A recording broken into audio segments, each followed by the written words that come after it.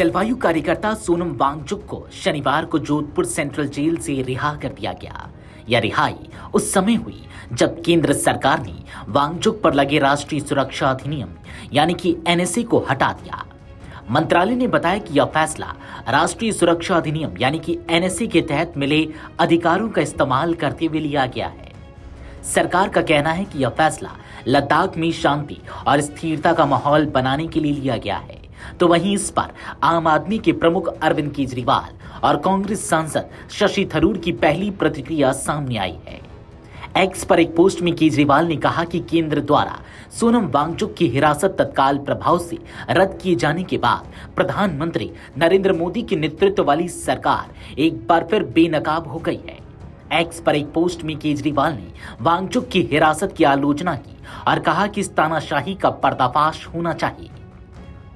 केजरीवाल ने कहा कि मोदी सरकार एक बार फिर बेनकाब हो गई है। एक वैज्ञानिक और जलवायु कार्यकर्ता जिन्होंने अपना जीवन राष्ट्र की सेवा में समर्पित कर दिया था, उसे बिना किसी सबूत के गिरफ्तार कर लिया गया।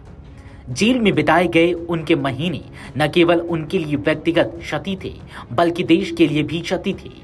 इस घोर तानाशाही का तुरंत पर्दाफाश होना चाहिए और इसे रोकना चाहिए। केजरीवाल को दिल्ली की एक विशेष अदालत ने दिल्ली उत्पाद शुल्क नीति मामले में 22 अन्य लोगों के साथ बरी कर दिया है। इस बीच कांग्रेस सांसद शशि थरूर ने वांगचुक की रिहाई के फैसले का स्वागत किया। थरूर ने सर्वोच्च न्यायालय से बिना मुकदमे के अधिकतम हिरासत अवधि के लिए सख्त मानदंड बनाने का आग्रह किया।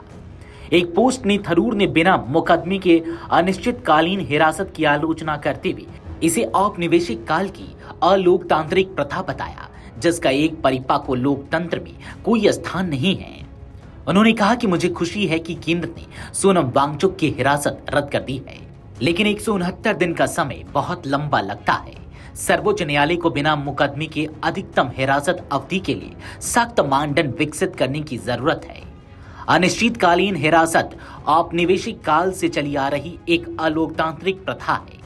एक परिपक्व लोकतंत्र में इसका कोई स्थान नहीं है।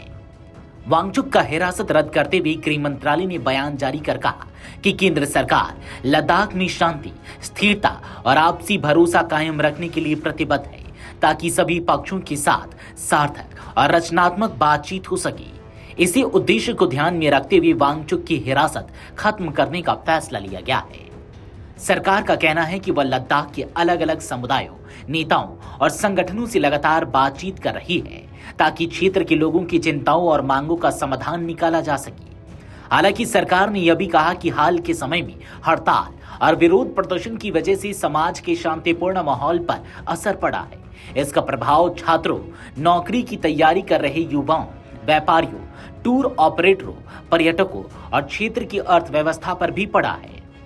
बता दें कि लद्दाख को राज्य का दर्जा देने और संविधान की 6ठी अनुसूची में शामिल करने की मांग को लेकर लेह में हुई हिंसक प्रदर्शनों के 2 दिन बाद 26 सितंबर 2025 को वांगचुक को हिरासत में लिया गया था।